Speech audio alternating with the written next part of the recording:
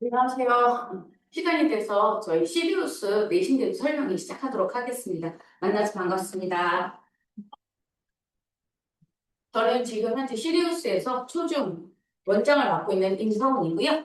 오늘 설명해 주실 연사님들은 일단 강남 지역의 내신 축제 경영 분석은 김세진 선생님이 해주실 거고요. 그 다음에 저희 시리우스만의 내신들이 커리큘럼에 대해서는 이동진 선생님이 설명을 해주실 겁니다. 먼저 김세진 선생님 드려서 설명드리도록 하겠습니다.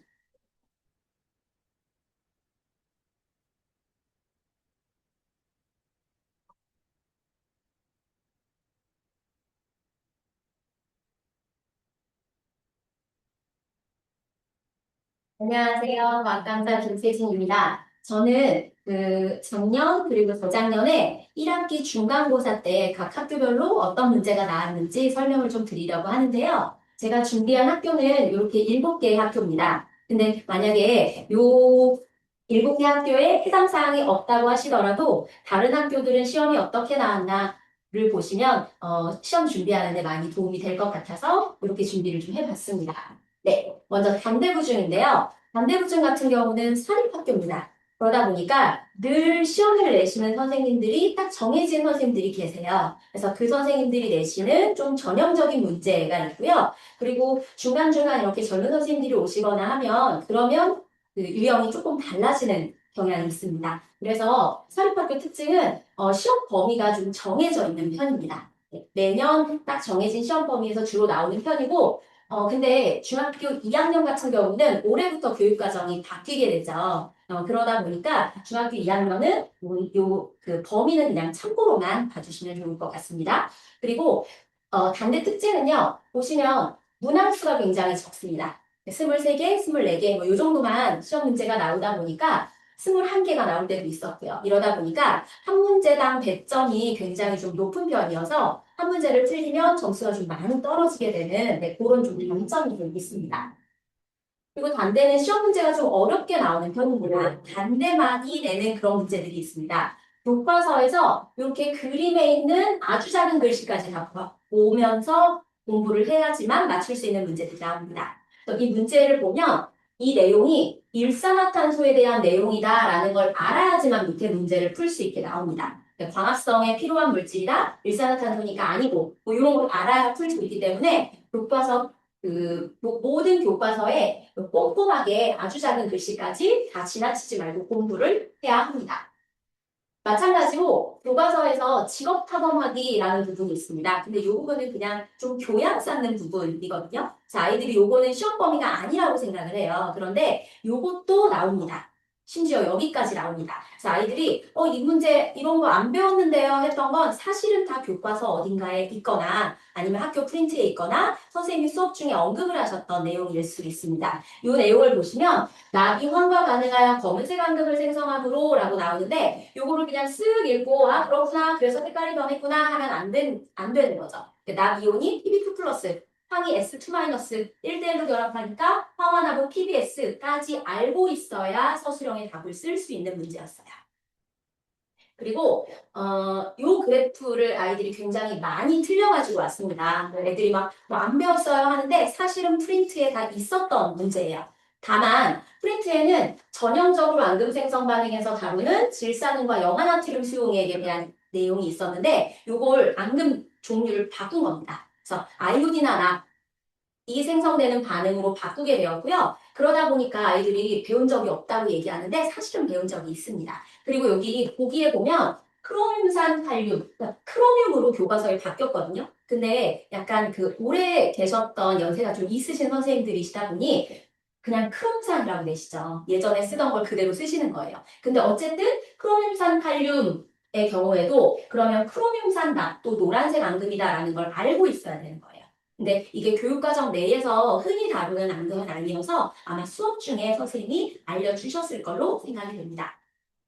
네. 그리고 모든 학교 이건 다 공통인데 모든 교과서의 실험은 굉장히 꼼꼼히 봐야 합니다. 그래서 간단해 보이는 문제인데요. 한번 제가 읽어보겠습니다. 주사기의 피스톤을 잡아당기는 이유에 대하여 멜랑키 서술하세요 라고 나와 있어요. 그러면 이거 왜지?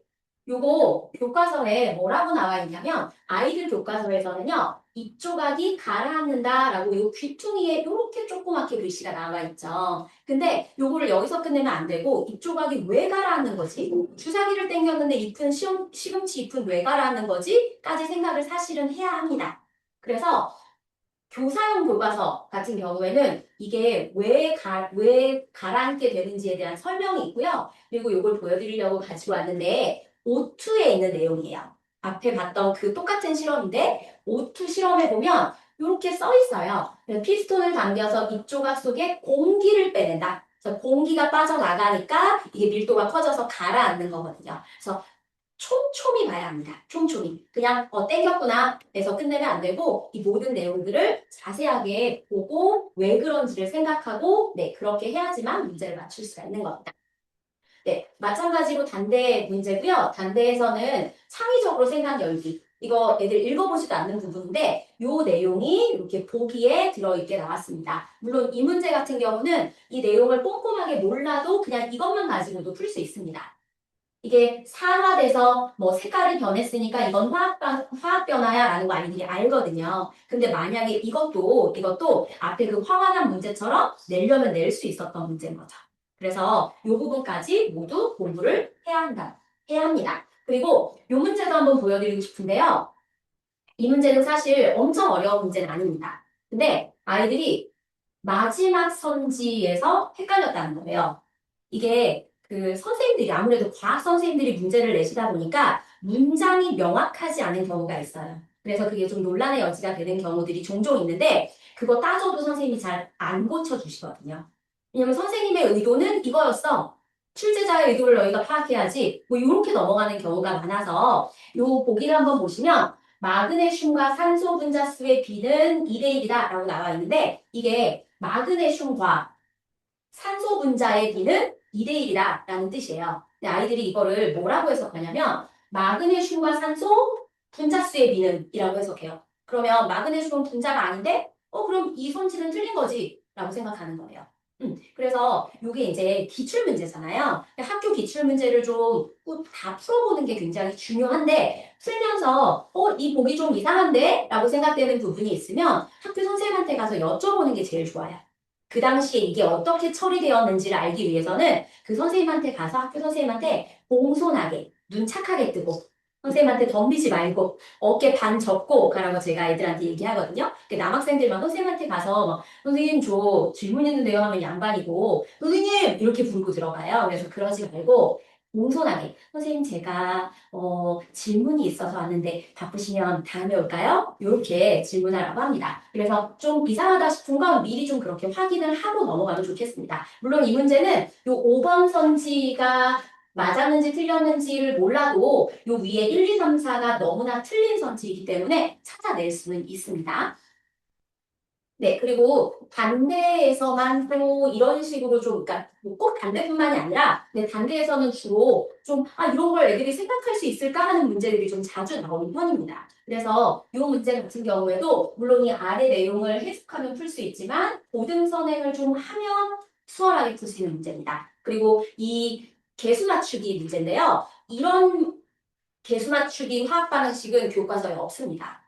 근데 애들이 그럼 안 배웠어요 막 이러는데요. 개수를 맞추는 방법을 저희가 배웁니다. 그렇기 때문에 요거를 여기 주어진 요 분자식을 가지고 요거를 보고서 내가 맞추는 거 배웠던 방식으로 하면 됩니다. 근데 여기서 좀 문제점은 요 문제 같은 경우는 탄화수소를 완전 연소하는 겁니다. 그러면 탄화수소가 완전 연소하면 탄소수소로 되어 있으니까 이산화탄소와 물이 생긴다까지 알고 있어야 되는 거예요.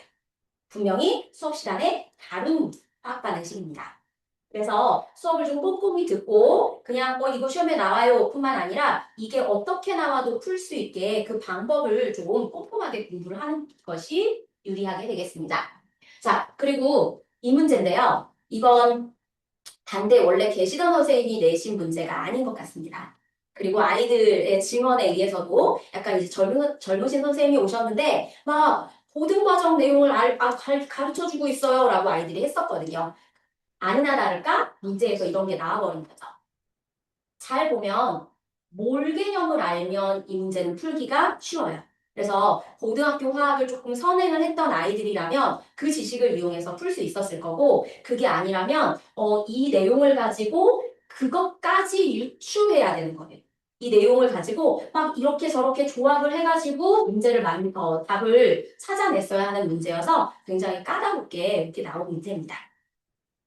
네, 대명인데요. 대명도 공립학교입니다. 대명은 공립학교입니다. 그러다 보니까 매년 범위도 다르고 그리고 시험 문제도 조금씩 경향이 달라지게 돼서 어떤 선생님이 시험을 내시는지를 좀 파악하는 것이 굉장히 중요하고요. 저희가 수업하면서 아이들한테 그 정보를 계속해서 흡수하고 있습니다. 그 선생님 성함을 들으면 사실 저희는 압니다. 그 선생님 작년에 뭐 몇 학년 가르치셨던 선생님인데 그 선생님 생명과학 어렵게 되시는데 뭐 이런 것들을 저희가 좀 알 수 있기 때문에 그거에 맞게 좀 대비를 할 수가 있습니다. 앞에 단대에 비하면 보시는 것처럼 문항수가 굉장히 많죠. 29개, 30개 이렇게 나오고요. 그리고 대명은 전통적으로 서술형이 반드시 포함되어 있습니다. 중학교 1학년도 마찬가지였고요. 2학년, 3학년 다 그렇습니다. 문항수가 많고 문항수가 많으니까 문제가 좀 쉽지 않을까 생각할 수 있는데 또 그렇지도 않습니다. 문제가 굉장히 좀 길고 글씨가 많고요. 그리고 대명 선생님들 제가 이렇게 말씀드려서 참 좀 그렇긴 하지만 굉장히 성의 있게 문제를 내세요. 문제를 정말 열심히 만들어서 내시거든요. 그러니까 아이들이 본질에 대해서 알지 못하면 사실 그 부분을 잘 풀지 못하는 경우들이 생깁니다. 그냥 겉핥기로 공부를 하면 이제 걸려 넘어 들어가는 이런 문제들이 자주 나오는 편입니다. 그리고 과학임에도 불구하고 워낙에 문항수가 많다 보니까 아이들이 시간이 모자랐어요. 마지막에 검토를 할 수 없었어요. 이렇게 이야기를 하는 경우가 꽤 많습니다.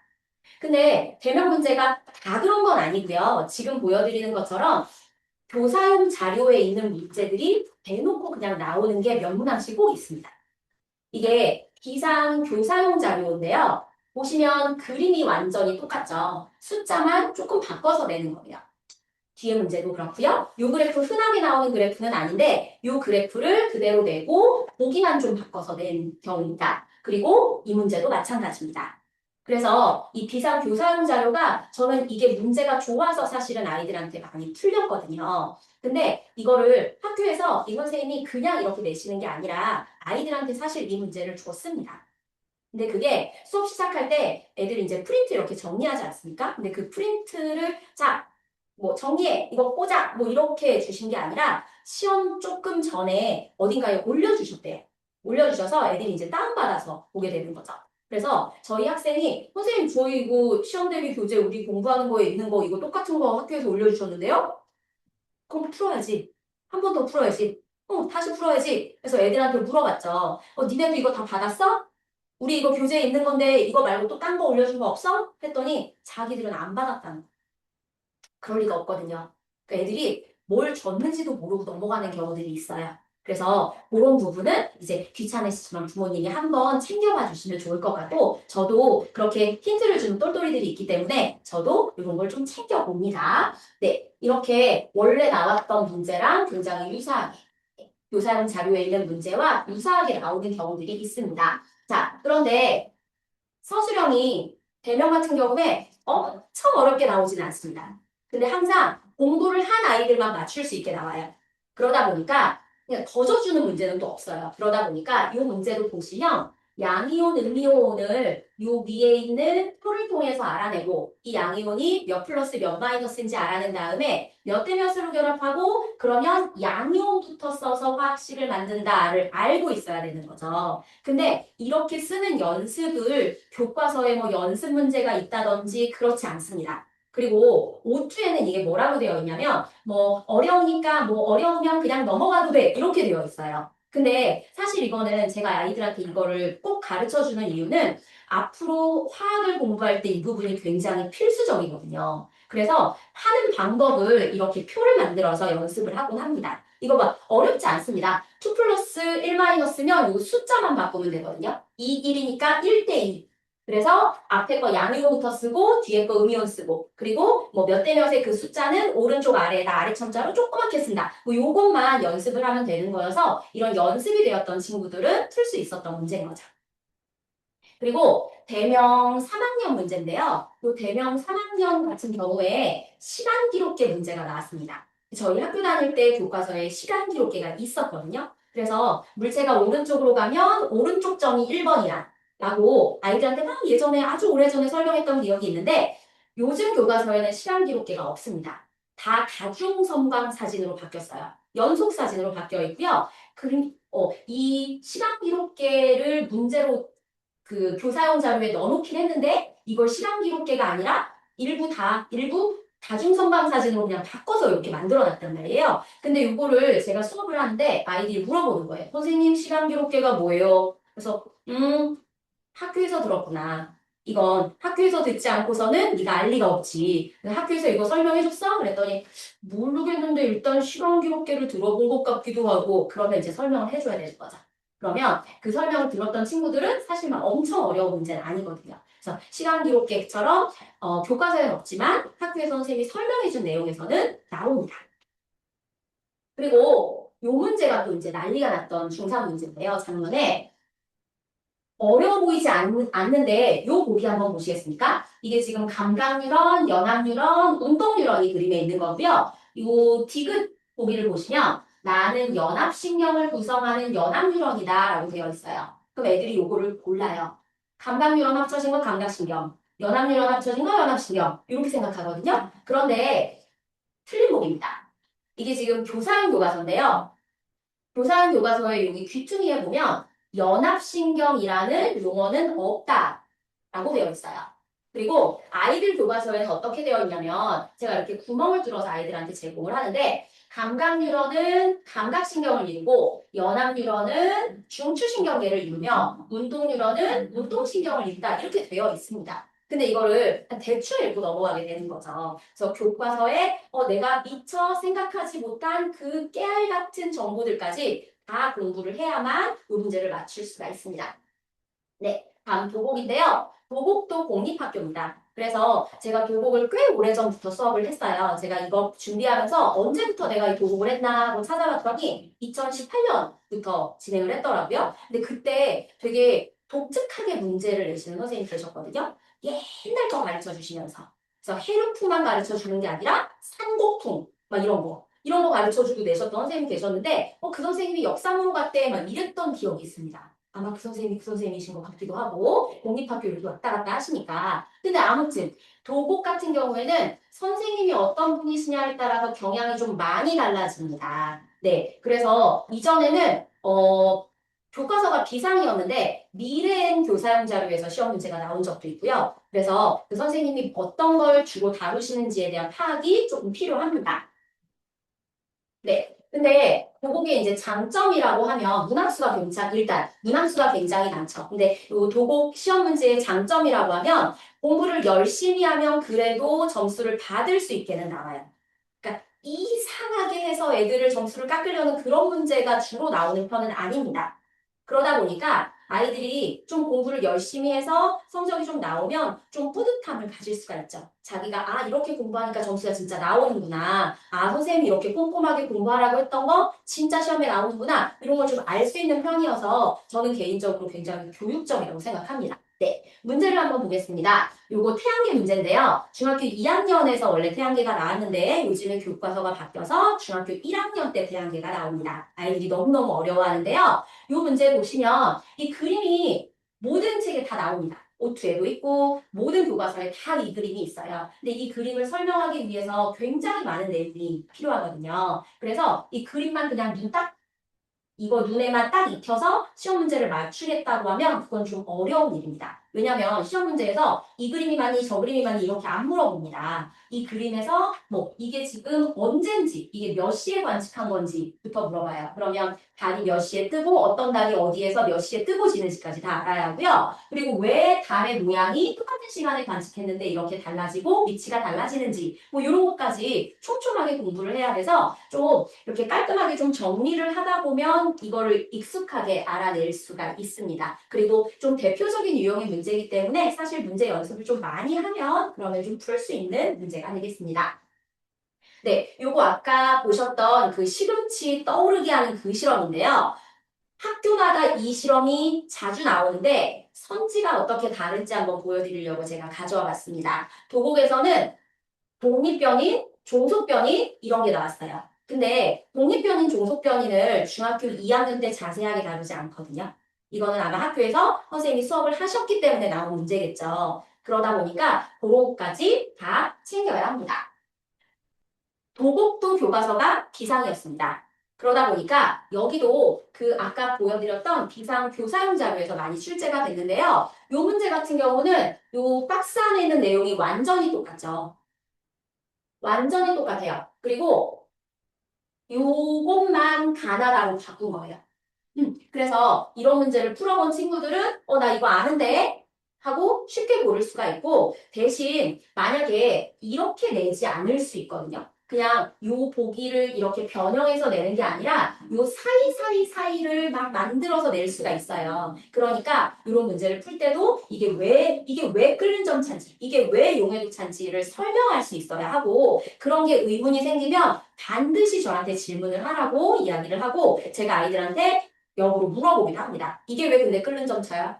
이게 왜 어떤 게 끓는 점차고 어떤 게 용해도 차야? 뭐 이렇게 질문을 하면 아이들이 또 대답을 하면서 완성이 되어 갑니다. 네, 이것도 비상교사형 자료에서 나왔는데 이 문제는 조금 너무 심하게 보기까지 완전히 똑같게 나왔습니다. 그리고 이 실험은 제가 이거를 어디서 봤지 하고 이제 찾아보니까 아까 보여드렸던 그 이렇게 벌크로 나오는 교사용 자료가 아니라 이렇게 낱장으로 되어 있는 서술형 문제 뭐 이런 게 있습니다. 근데 거기에서 본 그림인 거예요. 그래서 이런 것들이 이제 출제가 될 수가 있고 이 문제는 이제 이 시험지를 저한테 이제 제공한 친구가 저한테 얘기하기를 자기가 이 문제를 맞췄는데 풀리지 않는 의문이 있다. 선생님 저 이거는 알고 넘어가고 싶다. 그래서 질문이 뭐야? 그랬더니 이 물풀이 뭐냐는 거예요. 물풀이 뭘까요?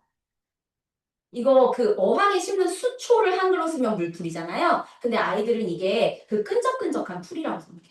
근데 여기다가 왜 풀 넣지? 라고 생각하면서 근데 이거 검정말 같은데 하고 문제를 푼 거예요. 네, 그렇습니다. 그래서 아이들한테 정말 사소한 거 하나하나까지 저희가 다 찝어주고 다 이야기를 해줘야 합니다. 동서남북 모르는 아이들 너무 많고요. 뿐만 아니라 제가 최근에 이제 어떤 경우까지 봤냐면 보름달을 못 그려요. 보름달이 뭐야? 모른대요. 그냥 이렇게 반달 같은 거 아무거나 그려놓고 이게 보름달인가요? 뭐 이런 친구들이 있어요. 근데 그 친구가 바보가 아니고요. 그냥 인간 세상에 별로 관심이 없으면 그럴 수 있어요. 네. 왜냐면 도시에서 달 보기가 너무 어렵잖아요. 그러니까 한 번도 저게 보름달이야. 그리고 추석에는 달 보고 소원을 빌지. 왜냐면 추석은 음력 8월 15일이니까 뭐 이런 얘기를 들어본 적이 없는 거예요. 그래서 그런 것까지 제가 이렇게 눈치챌 때마다 하나씩 민망하지 않게 하나씩 이야기를 해주곤 합니다. 네, 이런 문제가 나왔었는데 이거 오투 그림입니다. 제가 옆에 이제 붙여놓은 건 오투고요. 이런 그림을 학교 선생님들이 직접 그리시기가 좀 어렵죠. 시험 문제를 내실 때. 그러다 보니까 시중 문제에서 이렇게 따오시는 경우가 있고, 요 보기만 조금 바꿔서 내시는 거예요.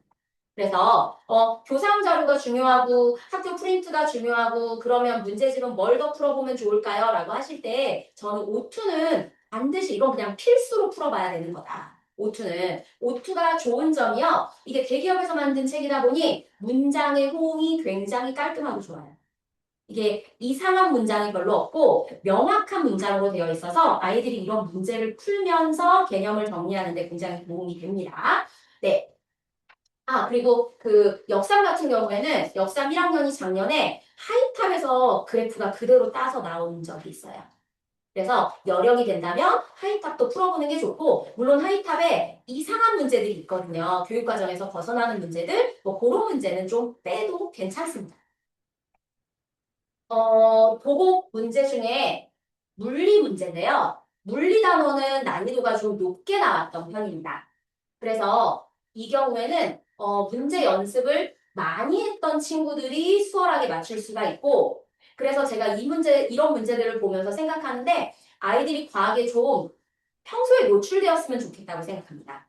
이게 아이들이 요즘에 학교에서 수업을 열심히 듣지 않지 않습니까? 그러면 학원에 내실 때만 딱 와서 그제서야 이제 개념을 학습하는 거죠. 근데 그 개념을 학습하고 이게 자기 거가 되기 위해서 문제를 많이 푸는 데는 사실 시간이 필요해요. 그리고 짧은 기간에 문제를 많이 푸는 걸로 메이크업할 수 없는 부분들이 있어요. 이게 머릿속에서 정리가 되고 발전하고 뭐 시행착오를 겪고 뭐 이런 시간들이 좀 필요하기 때문에 일주일에 한 번 정도는 저는 정규반에서 과학을 좀 꾸준히 하는 게 이런 문제들을 해결하는 데는 굉장히 도움이 된다고 생각을 합니다.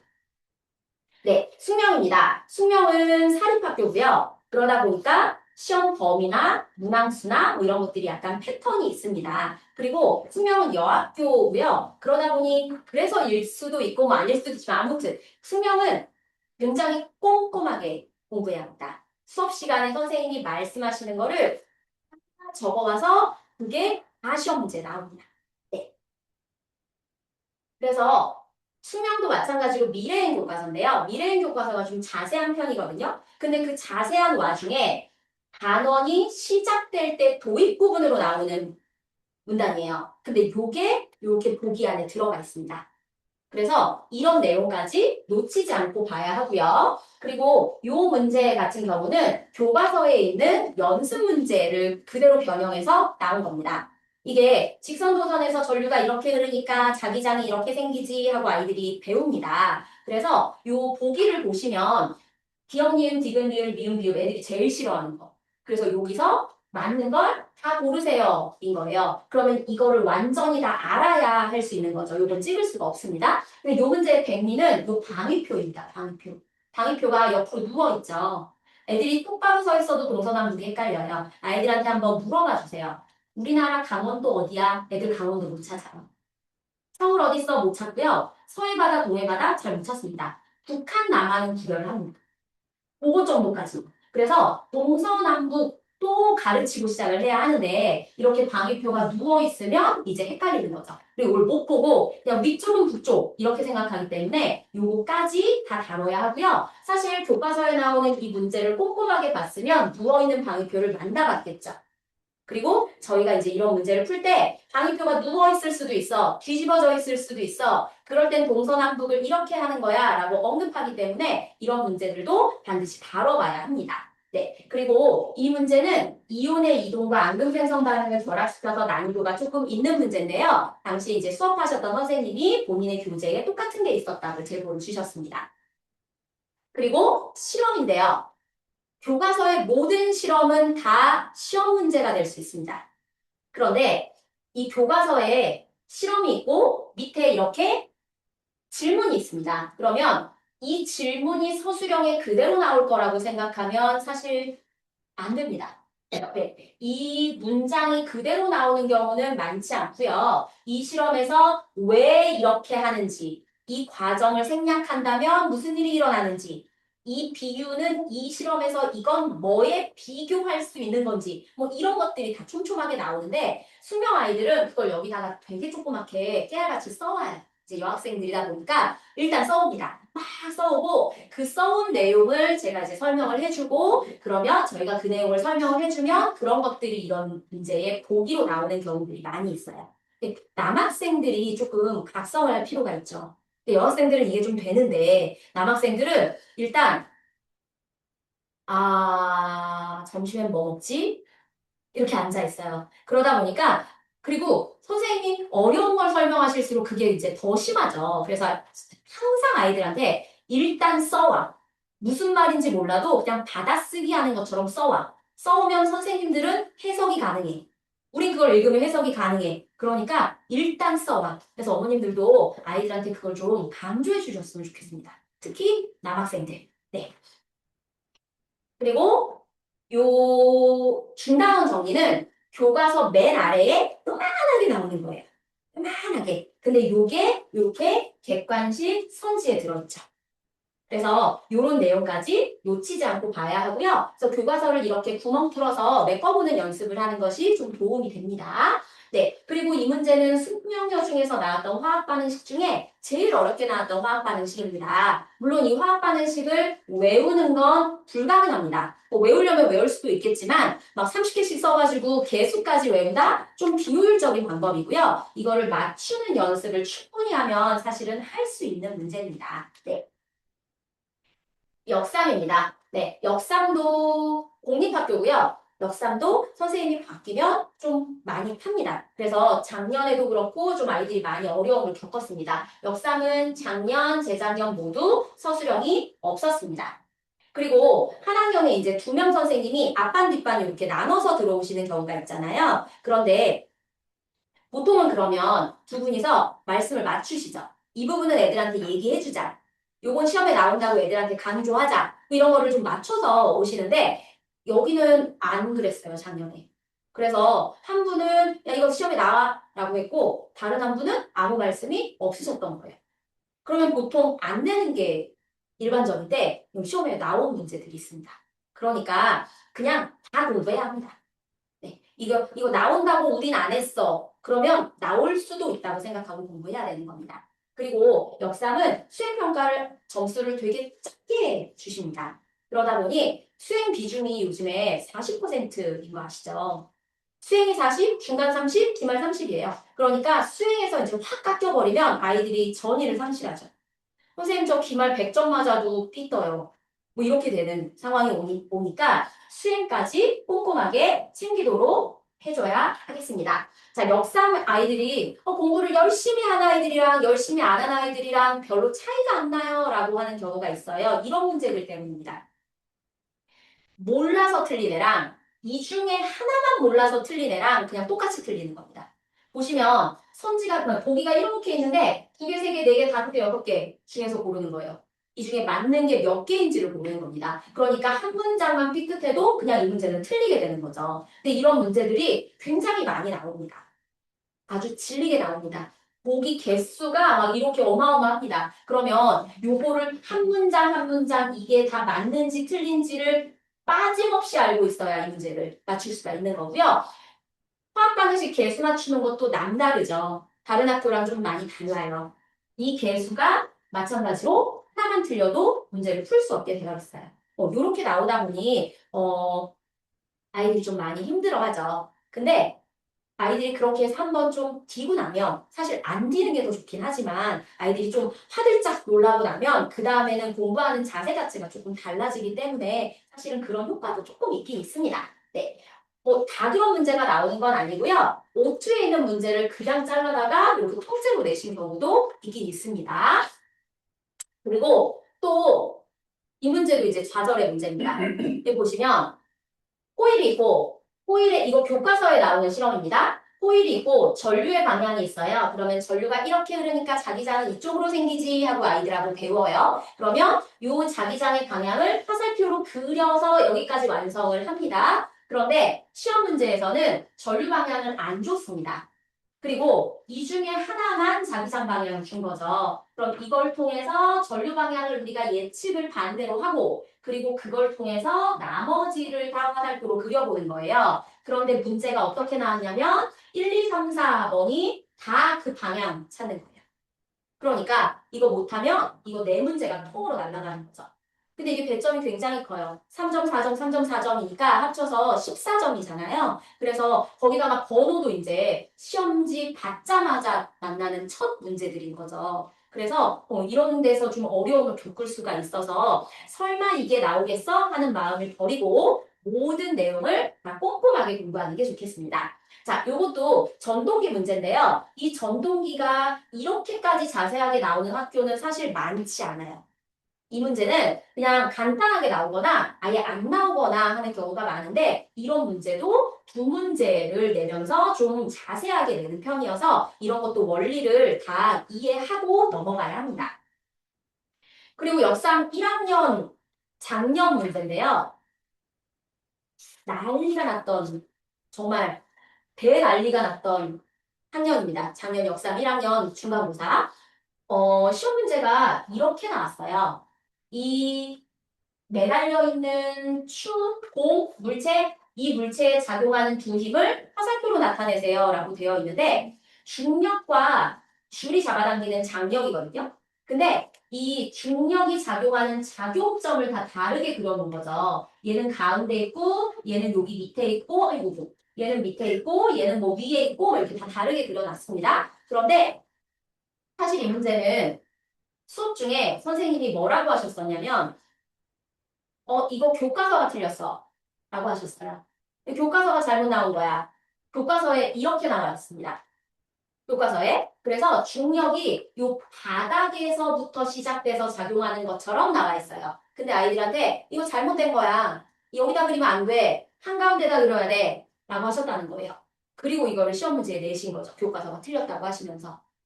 그래서 이 그림처럼 요 끝나는 지점에다가 이 친구도 이렇게 골랐죠. 이렇게 그린 화살표, 이거 보이면 틀리는 문제였습니다. 그래서 이 선생님이 많은 문제를 이렇게 내셨거든요. 그러니까 학교에서 선생님이 뭘 가르쳐 주는지 사실 아이들은 이해를 못하죠. 선생님 뭐 화살표 그려주긴 그렸는데 뭔지 모르겠어요. 그럼 일단 그냥 그려가지고 와야 돼요. 그러면 저희가 그거를 취합해서 아이들한테 공통적으로 이제 설명을 해줄 수가 있는 거죠. 교과서 이 부분이 틀렸고 저 부분이 틀렸고 막 엄청 많이 말씀을 하시고 네 그래도 설마 문제를 이렇게 낼까 싶었는데 어쨌든 수업을 하긴 했는데 이 문제가 이렇게 나왔습니다. 그리고 그 선생님이 주신 프린트가 있는데요. 그 프린트에 있는 내용이 그대로 또 시험에 나왔어요. 그럴 거라고 이건 좀 예상이 가능했습니다. 이거 나올 것 같아. 그래서 아이들 프린트에 있는 걸 직고 때 열심히 쳐서 이 그림 나오면 이거 숫자 10이야, 10. 10뉴턴, 10뉴턴. 이거 외워. 했는데, 그래도 틀리는 아이들이 있긴 있습니다만, 이렇게 똑같이 나오니까 학교 프린트, 학교 선생님이 설명해 주시는 거 무조건 다 시험에 나온다고 생각하고 공부를 해야 합니다. 다른 학교도 마찬가지입니다. 네, 요건 진선인데요. 진선도 여학교고 사립학교죠. 그러다 보니까 진선도 약간 좀 패턴이 있긴 있습니다. 진선은 엄청 꼼꼼하게 나와요. 그리고 그 꼼꼼한 걸 말을 약간씩 바꿔서 헷갈리게 돼요. 그러니까 정확하게 내용을 이해하지 못하면 또 고르기가 어렵습니다. 아까 그 수명에도 나왔던 문제입니다. 이거. 그래서 이온의 이동과 앙금생성 반응이 결합된 문제고요. 진선 담당하시는 선생님이 본인 그 서브노트에 있던 거 그대로 나왔다고 또 제보를 주셔서 아까 그 선생님이 제보를 주셔서 넣어봤습니다. 교과서에 있는 그림입니다. 이 그림 자체가 막 엄청 어려운 그림은 아닌데 요거를 한번 풀어봤던 친구들은 망설임 없이 답을 고를 수가 있는 문제입니다. 그러니까 교과서에 나와 있는 조그만 그림도 무시하지 말고 반드시 공부를 해야 합니다. 자, 요건 저항의 연결 문제인데요. 저항의 연결 같은 경우에 직렬 연결, 병렬 연결이 교과서에는 숫자를 대입해서 푸는 문제는 사실 교육과정에서 중요하게 다루지 않습니다.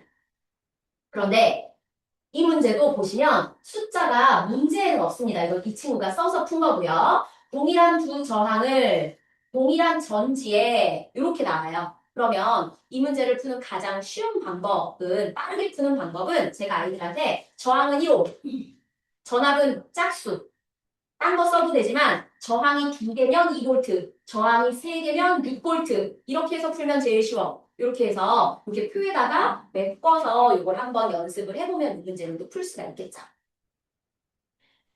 진선에서 나왔던 문제인데요. 요게 진선에서 나왔던 문제고 요게 아까 보셨던 단대에서 나왔던 문제예요.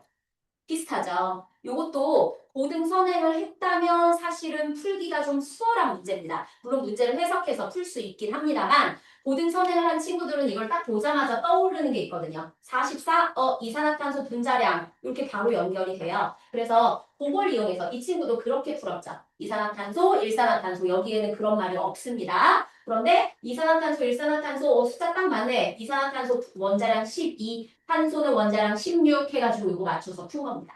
네, 그래서 공부를 좀 많이 차곡차곡 쌓아왔던 친구들은 좀 수월하게 풀 수 있고 그렇지 않으면 조금 고생해서 풀 수 있는 문제였습니다. 진선에서 나오는 그 미묘하게 어렵다는 부분이 이제 이런 부분인데요. 보통은 이 그림을 설명을 할 때 육지의 비열이 바다보다 작아서 빠르게 가열되고 빠르게 냉각된다. 그래서 따뜻해진 육지의 공기가 위로 올라가고 뭐 이렇게 설명을 합니다. 기압이 낮아져서 위로 상승하고 이렇게 설명하는데 질문 보기에는 밀도가 등장을 합니다. 밀도. 그래서 밀도가 중학교 2학년 6단원에서 예전에 나왔거든요. 근데 아이들이 그 밀도가 이 공기가 가볍고 무겁고 하고 관련이 있다라고 연결짓지 못하는 경우들이 있어요. 그래서 이런 식으로 어렵게 나오는 편입니다. 네, 요건 휘문입니다. 휘문도 사립학교고요. 휘문도 오랫동안 계시는 선생님들이 내시는 패턴이 있는 문제들이 있습니다. 그리고 보시면 시험 범위나 뭐 문항 구성 같은 것들이 굉장히 비슷비슷하게 흘러가는 편입니다. 근데 휘문이 작년, 재작년 1학기 중간고사 때는 중간 기말까지도 사실 그랬던 것 같은데 약간 좀 평이하게 문제가 나왔어요. 원래 막 휘문 문제 어렵대 막 했었는데 약간 좀 평이하게 문제가 나와서 보여드리겠습니다. 요거 24년 1학기 중간고사고요. 요거 25년 1학기 중간고사입니다. 문제를 구성하는 패턴이 똑같죠. 그래서 전자기를 다루는데 직선도선 하나, 호일 하나, 전동기 하나, 그리고 직선도선이 받는 힘 하나. 이렇게 구성이 딱 되어 있기 때문에 이건 사실 굉장히 전형적인 유형의 문제들이에요. 뭐 꼬고 이런 거 없고 그러니까 그거에 맞는 공부를 충실하게 했다면 맞출 수 있는 문제였습니다. 휘문에서 나왔던 그래프인데요. 요거 아까 단대에서도 비슷한 문제 나왔었죠. 단대보다는 약간 난이도가 낮게 나왔지만 아이들은 조금 어려워하긴 했습니다. 네. 휘문만의 독특한 문제들이 바로 이런 문제들입니다. 이 선생님이 이분이 그 애니메이션 같은 걸 굉장히 좋아하셔서 도라에몽으로 전기회로 그려서 내시고요. 그리고 아이언맨의 수트를 만드는데 적합한 물질 뭐 이런 식으로 문제를 바꿔서 내시거든요. 창의적인 문제를 내시는데 그 문제 자체가 엄청 어렵거나 하진 않아요. 근데 아이들이 이걸 보면 뭔가 특별할 거라고 생각하는 거죠. 이 문제는 중력에 대한 일인데 수평으로 이동을 했기 때문에 그냥 한 일의 양이 0이에요. 이건 뭐 많이 고민할 필요가 없어요. 근데 이런 문제가 원래는 어떤 식으로 나오냐면 물체를 위로 들고 앞으로 걸어가는 경우로 나옵니다. 물체를 들고 수평으로 앞으로 걸어가면 힘을 준 방향과 이동 방향이 수직이니까 한 일의 양이 0이다. 이렇게만 배워요. 근데 이렇게 바꿔놓으니까 애들이 뭔가 다른 게 있을 것 같아 해가지고 숫자를 막 조합을 하게 되는 거죠. 그리고 넋이 나랍니다. 일단 독특한 문제고 이거를 해석하는데 애들이 문제 의도가 뭐지? 이래서 복잡하게 보여서 좀 낚이는 경우도 있습니다. 이 문제도 마찬가지인데요. 요거 1층, 2층 해가지고 건물 10층 이렇게 되어 있습니다. 근데 요즘 아이들은요, 이 글씨를 이미지로 읽어요.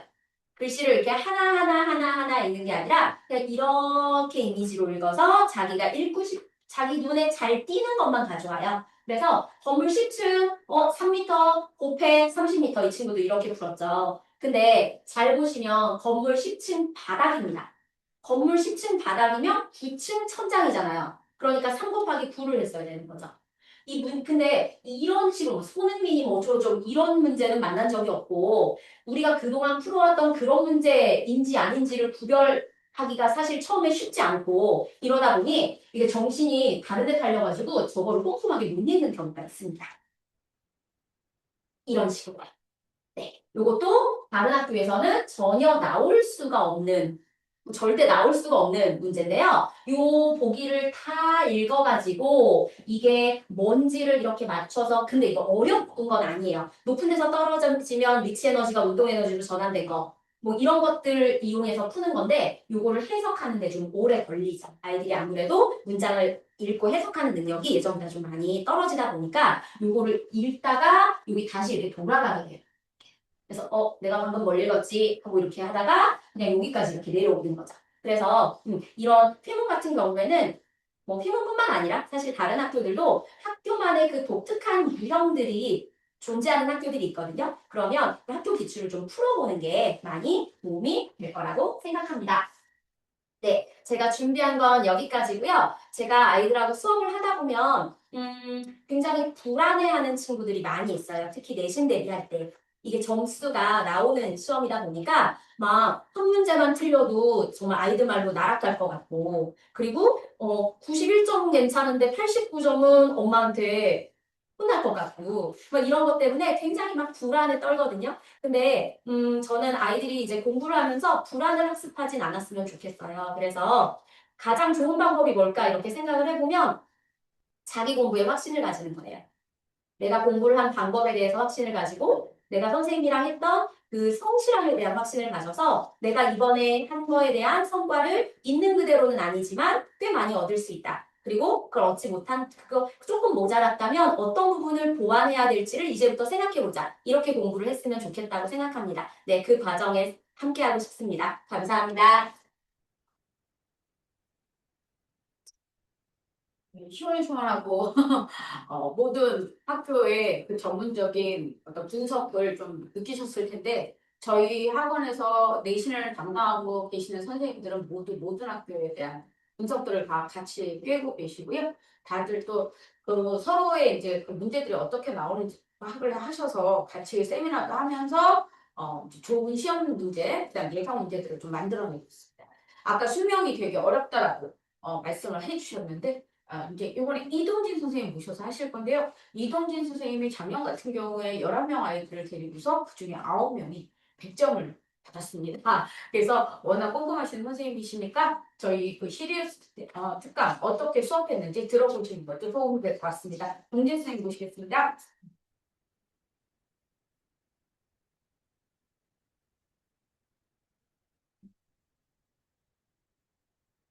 네, 안녕하세요.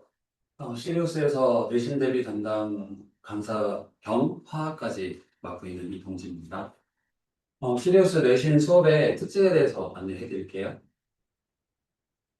앞에서 일부 기출문제 분석 좀 들으셨겠지만 그 학교 이외에도 개포중, 용중, 반대부중, 대명중, 대형국제중, 대형국제중은 문제 외우로 나오기도 하고 대청중, 도곡중, 숙명여중, 엄주중, 역삼중, 진선여중, 잠신중, 중동중, 희문중, 대치중까지 총 15개 학교를 담당하고 있는데 학생들이 다양하게 만약에 분포를 하다 보니까 최대 15개까지 강의를 열긴 했지만 무슨 동생이나 해가지고 다른 수업이 다른 학교 내신 수업이 또 필요하실 수 있다면 학원에 문의를 주시면 또 개설 노력해 보긴 하겠습니다.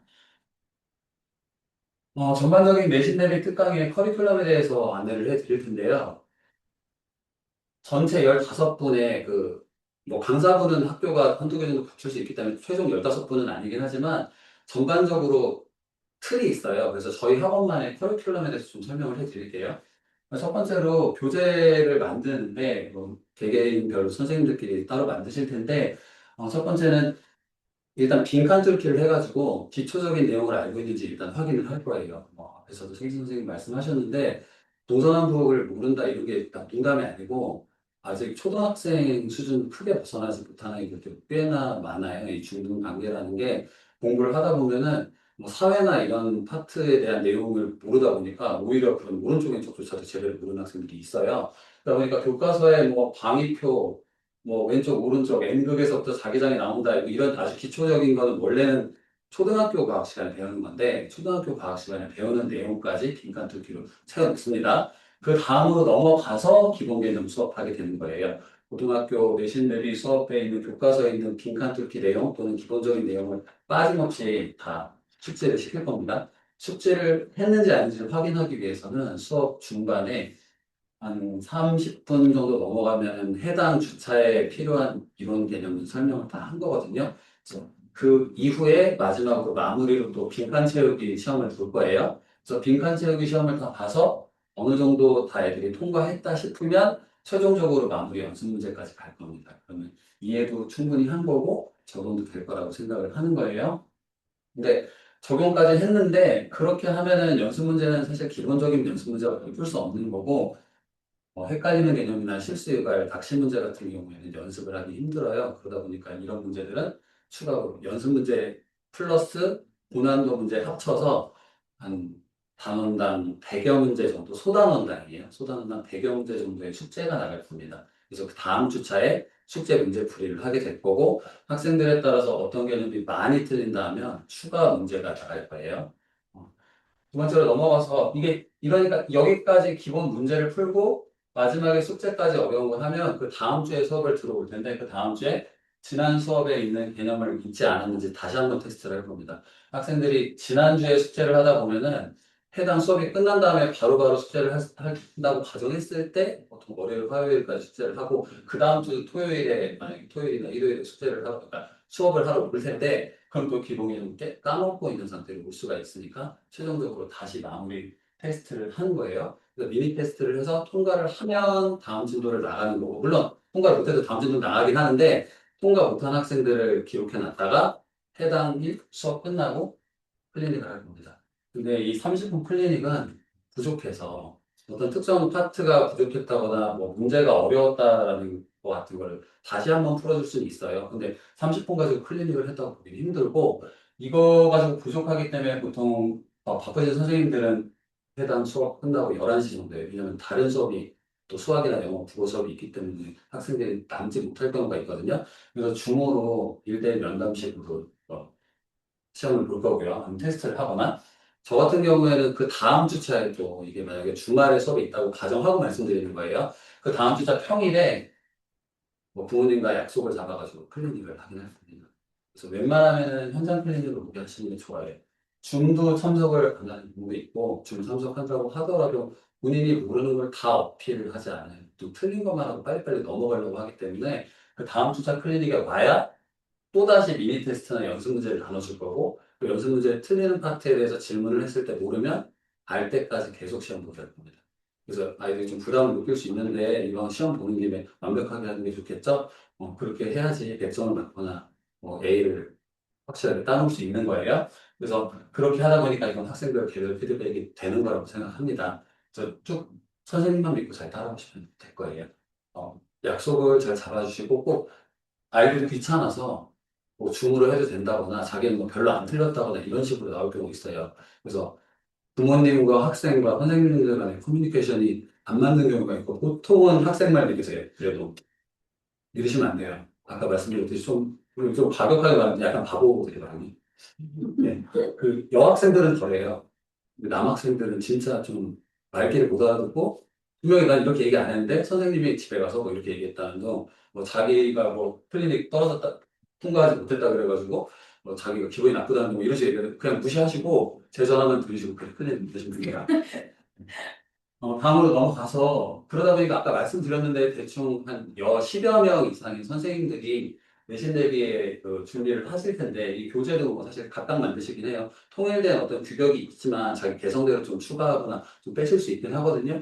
그렇게 수업을 하다 보면 선생님들이 각자 자기 맡은 파트의 아니, 학교에 한해서 노하우가 쌓이시다 보니까 특별교육 잘 만들으셔가지고 기초부터 실무 문제까지 그리고 뭐 어려운 보게된 문제 같은 것까지 포함해서 만드시고 아까 말씀드린 이 100문제라는 건 소단원이 100문제인데 보통 한 단원에 짧게는 5단원 내지 많게는 이번에 신명여행 보니까 2학년에 1단원이 소단원이 8개, 2단원이 8단원이에요. 근데 뭐 엄청 복잡한 거 아니고 1단원을 밀도 2단원을 끓는 점 이런 식이긴 한데 그 해당 소단원에 다 100문제씩 내는 겁니다. 그러다 보니까 때에 따라서는 400문제가 아닐 수도 있어요. 좀 더 낼 수도 있긴 한데 이왕 듣는 거 완벽하게 하는 게 나으니까 저는 그렇게 하고 있습니다. 너무 부담이면 학생이 숙제를 못 해가지고 막 스트레스를 집에 가서 푸는 경우가 있는데 그런 경우에 저한테 말씀해 주시면 한 10문제 정도는 빼드릴 수 있습니다. 네, 그래서 여기까지 하면은 시험 준비는 완벽하게 된 거라고 생각을 해요. 클리닉만 잘 따라오시면 90% 이하로 주기 어렵습니다, 오히려. 클리닉만 들어오시면 되는 거고, 확실히 그러니까 학생에 대한 피드백만 확실히 채워놓으면은 너무 걱정하지 않으셔도 되는데, 우리 그 커리큘럼의 장점 같은 것 때문에 좀 추가로 말씀드리자면, 이렇게 할 수 있는 이유가 저희 학원은 시험이 끝난 다음에 학생들로부터 시험지 사진을 꼭 찍게 만들어서 시험 문제를 수령합니다. 그래서 그걸 다시 한번 분석해요. 그리고 여기서 말하는 클리닉이나 뭐 문제를 만들 때도 해당 학기 수행평가 자료 같은 거를 아까 보시면 캡처 같은 거 해서 문제 내신 거 보셨죠? 그래서 변형을 해서 문제를 꼭 내니까 문제 분석이 완벽한 편이라고 생각을 합니다. 저희는. 그래서 그렇게 준비를 하고 그 준비한 거 플러스 뭐 지난해, 지지난해 기출 문제까지 다 풀려서 시험을 준비하게 될 겁니다. 이 정도면은 거의 완벽하다고 생각합니다. 그래서 교재는 이런 식으로 만들어지는 거예요. 선생님들끼리 두께는 한 1cm 좀 안 될 수 있는데 각 단원당 이런 식으로 컬러풀하게 이제 준비해 주십니다. 안에 개념이랑 문제까지 다 들어있는 거예요. 최종적으로 다시 한번 정리해 드릴 텐데 저희 학교 학원 선생님들 꼭 내신 대비 준비만 아니더라도 시리우스가 유명한 게 불화생지 그 특수 영재고 목표 강의로 유명하다 보니까 인근에 있는 다양한 학생들이 수업을 듣고 있어요. 그러니까 평소에도 학교에 대한 정보나 선생님들에 대한 특성을 좀 알고 있으십니다, 선생님분이. 그래서 중학교 관리 경험이 풍부하시고, 두 번째로 아까 교재 같은 거 만들 때 그런 다양한 참고자료나 세미나 같은 게 열리기 때문에 개념 정리나 핵심 개념 같은 거 확실하게 써 있을 거예요, 교재에. 그리고 세 번째로 그 다음 주차에 미니 테스트 꼭 통과하지 못하면 남겨서 클리닉 확실히 한다는 거. 네 번째로 시험 끝나면 데이터베이스를 남겨놔서, 물론 사립이면은 확실히 중요하고 공립이면 때에 따라 선생님들이 주기적으로 바뀌시니까 좀 패턴이 바뀔 수 있긴 하지만 최소한 3년치에서 5년치까지의 기출문제를 저장해 놨어요. 그러면 유형이 보이긴 합니다. 그런 식으로 분석해서 시험지 나눠줄 거고요. 아까 말씀드렸듯이 시험 끝난 다음에 시험지 분석 완료할 거고요. 이렇게 하면 다시 한번 말씀드리지만 이 정도면 완벽한 거예요. 학생들만 중간에 갑자기 무슨 한 주 정도 갑자기 빠지거나 이런 일이 있는데 뭐 꾸준하게 수업 듣고 클리닉만 완성된다면 완벽한 거고요. 마지막으로 이렇게 수업을 들은 다음에 이제 과학에 흥미가 생긴다거나 아니면 그 시중수에 좀 수업에 관심이 있으신 학부모님들을 위해서 추가 선행 수업에 대해서 안내해 드릴게요. 전체 과정은 익스플로링 과정, 트랜지션 과정, 크게 봐서 지니어스 과정이랑 엘리트 과정으로 나뉘는데, 익스플로링 과정은 과학에 대한 전반적인 걸 탐구하는 과정으로 초등학교 4학년 때부터 5학년, 6학년 알파벳 감마식으로 수업이 진행되고요. 실험 수업이나 보고서 쓰는 거 연습시키 합니다. 아이들 흥미 유발을 위해서. 그리고 비교과라고 해가지고 영재교육원 입학시험 담당하시고 과학 토론대회 준비하고 전람회 탐구보고서 같은 거 작성하는 것까지 훈련을 시켜줄 거예요. 이러면은 아이들의 무슨 어떻게 보면 포트폴리오 같이 쌓이는 게 있어요, 아이들한테는. 그리고 이 과정이 다 끝났다고 치면 이제 중등으로 넘어가야 되니까 중등과학 넘어가기 전에 전반적인 학습 상황, 그 중등 개념, 과학 같은 거를 설명하는 파트들이 있어요. 아까 말씀드린 게 내신 특강, 내신 과학이고 나머지가 기본 틀이 중등과학인데 중등과학은 대략 한 8개월 정도 진행됩니다. 1, 2, 3학년 과정을 자세히 설명하는 거예요. 내신 과학이랑 좀 틀이 다른데 물론 이거는 뭐 중간 기말 때문에 내보는 강의긴 하지만 이 중등과학 이후로 배워서 나중에 영재학교 준비할 때까지 필요한 어떤 특정 개념들은 엄청 자세하게 설명하다 보니까 내신과학이랑 문제 맞추기 위한 과학 내용이랑 좀 설명이 다릅니다. 좀 더 자세하고 좀 다양하게 가르쳐 줍니다. 이거보다도 좀 더 자세한 게 중등 개념과학이에요. 그리고 중등과학 플러스 중등 책에 있는 실험까지 테스트를, 그러니까 학생들한테 교육을 시키는데 이러면 시간이 많이 걸려요. 1년 정도. 그러니까 웬만하면 초등학교 6학년 때 듣게 되는 거예요. 중등과학은 중학교 1학년 학생들이나 예비 지금으로 따지면 중학교 2학년 올라가는 학생들도 듣기는 합니다. 웬만하면 일찍 들으시는 게 좋고, 이걸 다 들었다고 가정하면 좀 시간이 너무 오래 걸리니까 좀 짧게 줄여가지고 생물이랑 지구과학을 아예 빼버리고 반년 과정인 중등 물리과학 과정이 있어요. 아무래도 생물 지구과학을 암기다 보니까 본인이 알아서 그거를 처리한다고 하면은 빼고 너무 어려워. 그러니까 물리나 화학은 혼자 하기 좀 힘들거든요. 그래서 거기를 추가하는 게 6개월 과정 중등 물리 화학 과정이에요. 이 과정이 끝나면 길라잡이 과정이랑 디딤 과정으로 나누는데 이 디딤 과정이 영재를 갈 거라고 생각하고 좀 더 자세히 과학을 알고 싶은 아이들 위주로 디딤 과학을 가게 될 것이고 길라잡이 과정은 나중에 뭐 자사고나 일반고를 생각할 수도 있다 보니까 그런 아이들을 위해서 짧게 진행하는 중간 브릿지 수업입니다. 길라잡이 수업은 8주 정도 진행되고요. 디딤 과학은 14주 정도, 2배 정도 차이 나요. 내용은 뭐 예를 들면 제가 화학을 담당하다 보니까 여기 있는 화학 길라잡이는 아까 화학식 같은 거 있잖아요. 개수 맞추는 연습 같은 걸 한다고 치면은 오히려 디딤은 그런 숫자적 테크닉보다는 분자는 어떻게 생겨 있고 어떻게 꺾여 있고 약간 무슨 레고 조립하듯이 이런 식으로 설명하는 거예요. 오히려 이쪽이 좀 더 방대하긴 하는데 어떻게 보면 좀 더 쉽고 더 재밌게 접근할 수도 있긴 합니다. 장단점이 있으니까 고르시면 되는 거고요. 그거에 따라서 학생들의 성취도에 따라서 이게 너무 어렵다거나 이건 내 길이 아니다라고 하면은 내신 위주 수업으로 선행으로 빠지는 이건 선행 수업이라고 생각하시면 돼요. 수능 대비를 한다고 볼 수도 있고 아니면 수능이 공통과학 개념 쪽으로 빠졌기 때문에 제가 보기에는 수능은 좀 쉬워지고 내신의 비중이 오히려 물리나 화학에 한해서 좀 높아졌다고 생각하거든요. 그래서 내신 대비를 미리 하는 것도 중요합니다. 그래서 그런 과정이고 전체적으로 각 파트마다 대략 한 14주 정도 진행됩니다. 근데 사실 물리랑 화학은 선택과 정리라는 게 있어요. 그래서 추가로 10주 정도 돼요. 14 플러스 10주 정도. 왜 그럴까요? 그리고 여기서 아까 그 트랜지션 과정에서 좀 흥미를 가졌다. 나는 뭐 영재 과거에 관심이 있거나 아니면 관심이 영재 과거까지는 아니더라도 좀 더 많이 알고 싶다라는 학생들 같은 경우에는 지니어스 과정으로 넘어가는 거예요. 올림피아드 화학이랑 올림피아드 물리 과정 배웁니다. 그러면 전반적으로 문제를 어렵게 배우는 게 아니고 좀 많이 배운다고 생각을 하시면 돼요. 오히려 어렵지가 않아요. 그래서 한 이것도 한 8개월 걸립니다. 8개월 동안 후반부에는 대학교 문제까지 조금 맛보기로 예제 수준으로 배우긴 할 거예요. 그러면 이 학생들이 이 과학에 흥미를 가지고 영재고 입시나 과고 입시반에 들어가는 게 저희 학원의 커리큘럼이었습니다. 저는 여기까지 이동준 강사였습니다.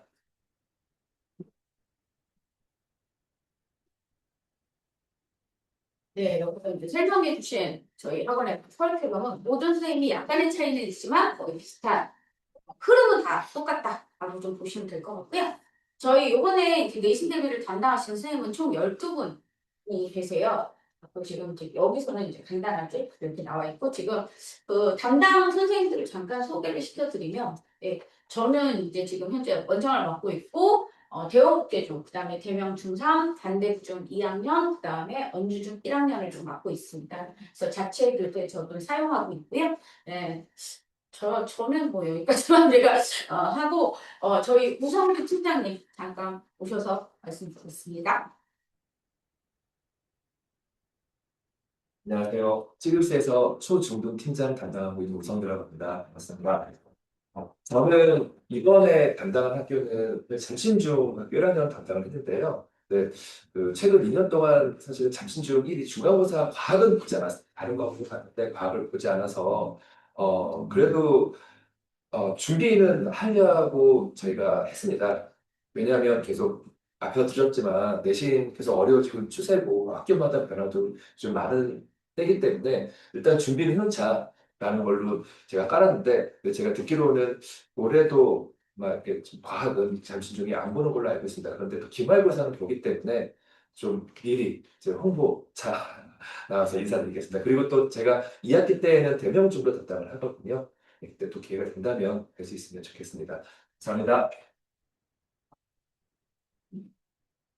그리고 이제 권나연 선생님이 휘문중학교하고 단대부중을 맡고 계시고요. 저희 학원에서는 일단 그 휘문중학교하고 단대부중은 뭐 압도적으로 저희 학원이 제일 많은 학생 수를 가지고 있고 또 이제 권나연 선생님이 두 학교를 전문적으로 하고 계시기 때문에 믿고 맡기셔도 될 것 같습니다. 그다음에 이동수 쌤 한 번이 더 숙명여중하고 구룡중 맡고 계십니다. 네, 뭐 아까도 말씀드렸는데 어려운 게 아니고 좀 아쉽잖아요. 88점, 86점 맞고 B 나오면 인생이 좀 바뀔 수 있어요. 그러다 보니까 완벽하게 클리닉을 해서 웬만하면 실수 안 할 수 있도록 뭐 어려운 것 때문에 넘어지는 게 아니고 꼭 실수 때문에 어려워지는 거거든요. 그래서 클리닉 열심히 할 테니까 잘 따라오게 해주시면 됩니다. 다음은 이제 구룡중 2학년을 맡으신 박세현 선생님 계시고요. 그리고 김영천 선생님이 백명중학교 2학년 내신을 맡고 계시는데 이분 역시도 지금 화학기를 나오고 그다음에 엘리트 통합과까지 가르치시는 선생님이세요. 해마다 지금 백명중 2학년을 하고 계십니다. 그리고 최진 선생님 나오셨고 백명중학교 2학년하고 도복순 맡고 계십니다. 네, 저는 대명중이, 도곡중이, 그리고 제가 깜빡했습니다. 도곡3도 담당하고 있습니다. 네, 열심히 수업하고 열심히 관리하겠습니다. 감사합니다. 좀 대명이 좀 많죠. 저희가 이제 학원의 위치상 피문하고 그다음에 김민주 갈각스 베이스는 많은 친구들이 왔으면 하는 바람으로 선생님들이 많이 이제 주려고 대명 중학교를 깔고 있습니다. 그다음에 김현주 선생님 작년에는 이제 김현주 선생님이 저희 설명을 해주셨는데 대명 중학교하고 진선 여자 중학교 담당하고 계십니다. 그리고 유지우 선생님이 대명중학교 3학년과 백포중 3학년 그리고 또 이제 어머님들의 요청에 의해서 대치중 2학년을 이번에 또 새로 개설을 하게 되었습니다. 그리고 하정용 선생님 워낙 뭐 유명하시고 저희 학원을 또 대표하시는 선생님이시지만 대청중학교 2학년, 계포중학교 2학년을 맡고 계시고요. 해마다 맡고 계세요, 주말에. 그리고 하정용 선생님의 이제 개인 교재인데요. 1권, 2권, 3권. 그래서 제목도 재미있게 2R8. 이게 뭐냐면 이것만 알면 80점. 그리고 EP9. 이것만 풀면 90점. 뭐 이런 식으로 해갖고 예, 교재명도 적어놓으셨습니다. 믿고 맡기시면 됩니다. 마지막으로 이지선 선생님.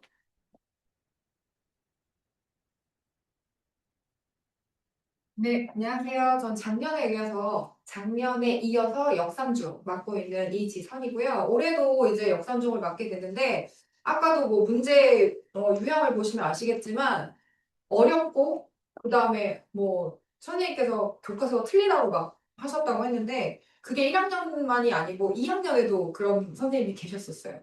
역삼은 매 학년마다 그런 선생님이 한 분씩은 꼭 계셨던 것 같아요. 아이들이 몹시 불안해했는데 그럼 저는 하는 말이 그거예요. 불안하면 그냥 더 완벽하게 하는 수밖에 없다. 그래야지만 대비가 되기 때문에 우리가 더 열심히 해야 된다라고 하고 수업하고 있거든요. 그래서 올해도 역시 아이들하고 같이 선임을 이기는 수는 100점을 만날 수밖에 없기 때문에 네, 그걸 목표로 하고 열심히 하고 있습니다. 올해도 맡겨주시면 좀 좋은 점수로 보답드리겠습니다.